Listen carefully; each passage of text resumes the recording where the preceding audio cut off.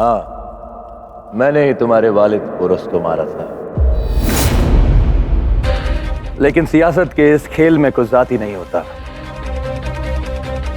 सियासत के इस खेल में हमें कभी कभी वो सब करना पड़ता है जो हम नहीं चाहते। अब देखो ना, रुद्रदेव का कत्ल भी इसलिए हुआ क्योंकि ताकत के इस खेल में मुझे अपना पलड़ा भारी करना था। हुकूमत और सियासत की लगाम अपने हाथों में करनी थी। बस इसी सब में मारा गया बेचारा रुद्रदेव।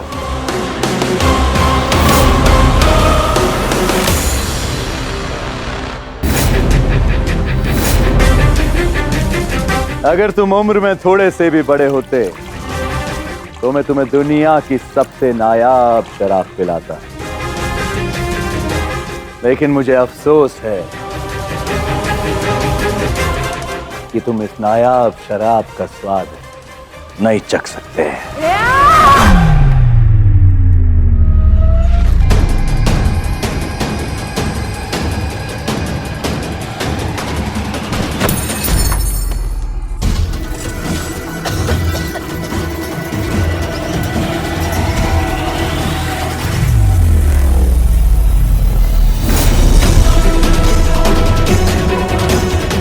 शाह रुक जाइए। शाह आप ये क्या कर रहे हैं? इस छोटे से कीड़े ने मेरी पीठ पर वार करने की कोशिश की। क्या?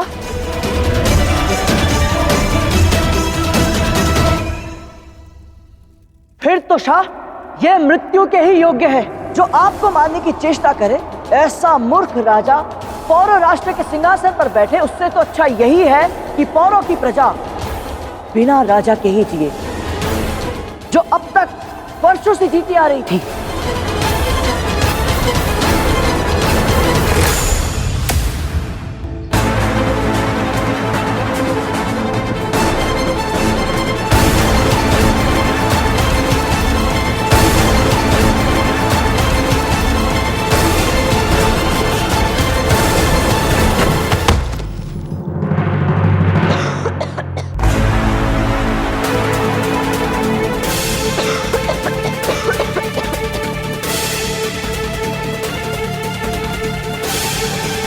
शाह, ये आप क्या कर रहे हैं?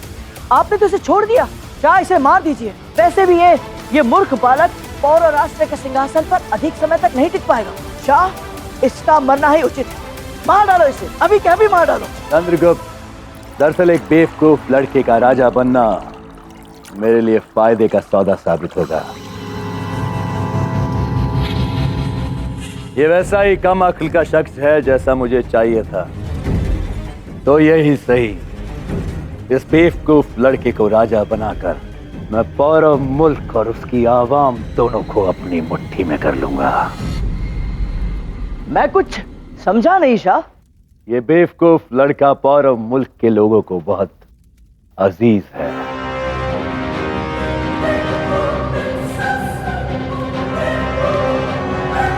अगर मैंने इसे राजा बना दिया तो जो आवाम मुझसे रुद्रदेव के मौत के लिए नाराज है, वह आवाम मेरे हक में हो जाएगी। मैंने उनका चहेता सेनापति छीना है, तो अब उनका चहेता राजा देकर मैं फिर से उन्हें अपनी तरफ कर सकता हूं। शुक्रिया चंद्रगुप्त, तुमने मुझे इस तस्वीर के दूसरे पहलू से गौर कराया और यकीनन इसमें मेरा ही फायदा है। तुमने ऐसा इसीलिए सोचा क्योंकि मैं और आचार्य चाहते थे कि तुम ऐसा सोचो।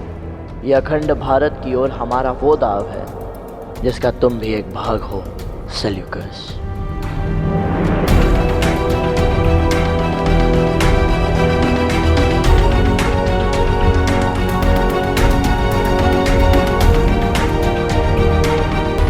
मलय की ताजपोशी की तैयारी करे।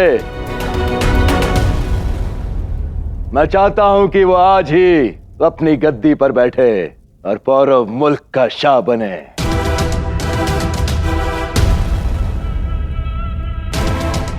सुनिश्चित रहिए शाह, अब सब कुशल होगा। मुझे क्षमा कर दीजिए। मैं क्रोध में अंधा हो गया था और इसीलिए मैंने उस सेल्यूकस पे वार भी कर दिया। मेरी मंशा हमारी योजना को संकट में डालने की नहीं थी।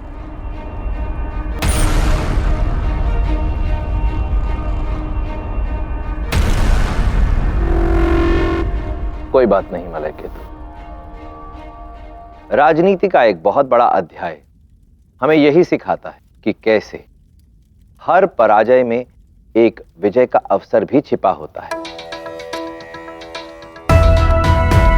आवश्यकता होती है तो केवल उस अवसर को पहचानने की और उसका लाभ उठाने की। सेल्यूकस पर तुम्हारे वार करने की घटना भी ऐसा ही एक अवसर है जिसका हमें लाभ उठाना होगा। सब ध्यान से सुनो। मलय केतु के राज्याभिषेक के समय हम में से एक एक व्यक्ति को जो भी कार्य सौंपा जाएगा, हमें यह सुनिश्चित करना होगा कि वो कार्य उचित रूप से पूर्ण हो। बिसात बीत चुकी है चंद्रगुप्त। अब हम सबको अपनी अपनी चाल अत्यंत सावधानी से चलनी होगी, तभी हम सेल्यूकस के विरुद्ध इस युद्ध में विजयी हो पाएंगे। हाँ, अब हमारा हर एक कदम पौर राष्ट्र और तक्षशिला की सेना को एक करने के कार्य को पूर्ण करेगा और सभी को यह सोचने और समझने पर विवश कर देगा कि उन्हें अपनी मातृभूमि को उस धूर्त सेल्यूकस से मुक्त करवाना है। राष्ट्रहित और लोकहित के लिए मातृभूमि की परतंत्रता की बेड़ियां तोड़नी है। राजकुमार मलय केतु का राज्याभिषेक उस धूर्त सेल्यूकस के जीवन की वो अविस्मरणीय घटना होगी जिससे वो कभी भूल नहीं पाएगा।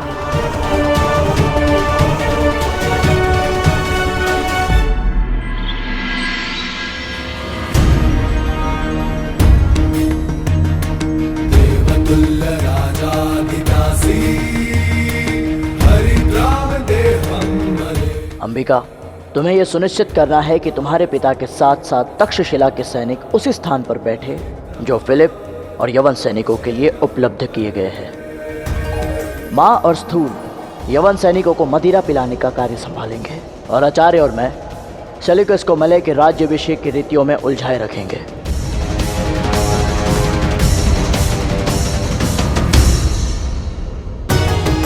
आइए पिताश्री।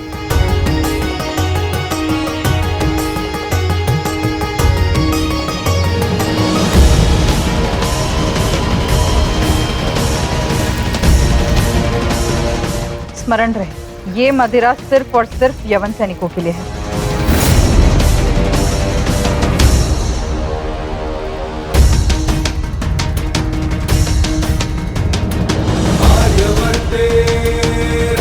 शीघ्र ही तुम्हारा पतन होने वाला है सेल्यूकस निकाटोर।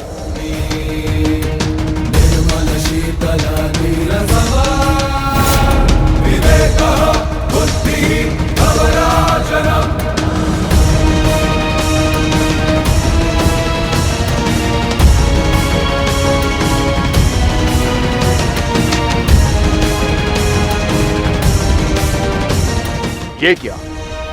राज्याभिषेक की इस पवित्र पूजा विधि में मदिरा पिलाई जा रही है।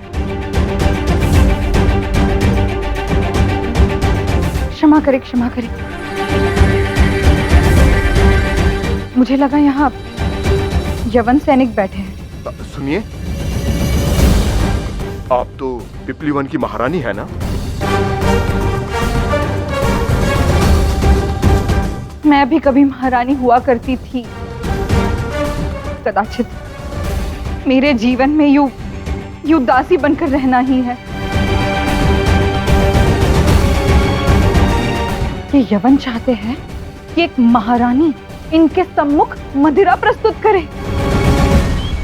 मैंने तो इन्हें समझाया कि राज्याभिषेक एक पवित्र विधि से संपन्न होता है और ऐसे में मदिरा पान करना अशुभ माना जाएगा और हमारी भारतीय संस्कृति का घोर अपमान होगा। किंतु ये क्षमा करें, क्षमा करें, क्षमा करें। भावनाओं में बहकर मैं आवश्यकता से अधिक बोल गई। मैं जानती हूँ आप शाह सेल्यूकस और यवन सेना के निष्ठावान हैं, मुझे ये सब नहीं बोलना चाहिए था। अगर मेरी कहीं किसी भी बात से आपकी भावनाओं को ठेस पहुंची हो तो मुझे क्षमा कर दे।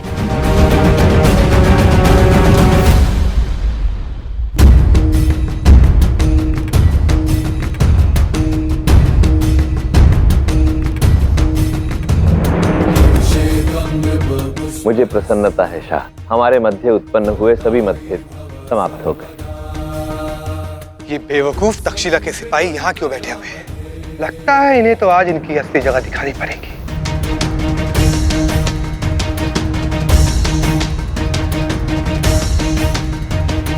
तुम सब लोग यहाँ हमारी गद्दियों पर बैठ भी कैसे सकते हो?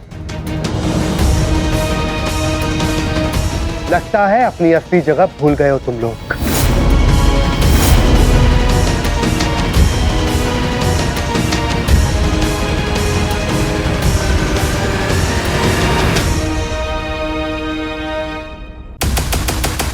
हटाओ इन दो कौड़ी के सिपाहियों को। चंद्रगुप्त, देखो क्या स्थिति उत्पन्न हुई है, जाओ नियंत्रण में लेकर आओ।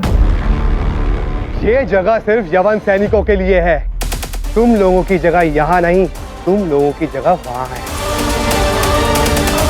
तुम तक्षशिला वाले कभी नहीं सुधरोगे। वो क्या कहते हैं तुम लोगों के यहाँ? कुत्ते की दुम टेढ़ी की टेढ़ी। अरे बस, अपनी मर्यादा लांघो मत। शांत हो जाइए, आप सब कृपा करके शांत हो जाइए। सेनापति फिलिप, आइए, मैं स्वयं आपको एक विशेष आसन पर लेकर चलता हूँ, ठीक शाह सेल्यूकस के पास। आइए।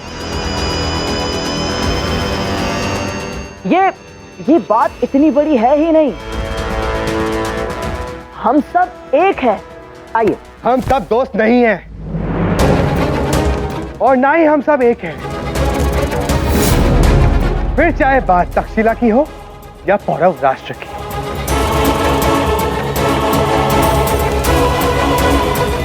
तुम सब लोग हमसे बहुत छोटे हो। हम लोगों का रुतबा और दर्जा तुम लोगों से बहुत ज्यादा बड़ा है। तुम सब पर शाह सेल्यूकस की हुकूमत है। तुम भारतीय हम लोगों के गुलाम हो। इस बात को तुम जितनी जल्दी अपने दिमाग में बैठा लो, तुम लोगों के लिए अच्छा रहेगा। उस फिलिप का भी अपने गुस्से पर कोई काबू नहीं। कब क्या और किसके सामने बोलना इसे कुछ नहीं पता। इस प्रकार विधि के मध्य में उठकर जाना अपशगुन होगा। आप यहाँ से उठकर नहीं जा सकते। आप चिंता ना कीजिए, एक छोटा सा विवाद है, चंद्रगुप्त संभाल लेगा। आप निश्चिंत रहें, समारोह का आनंद उठाएं।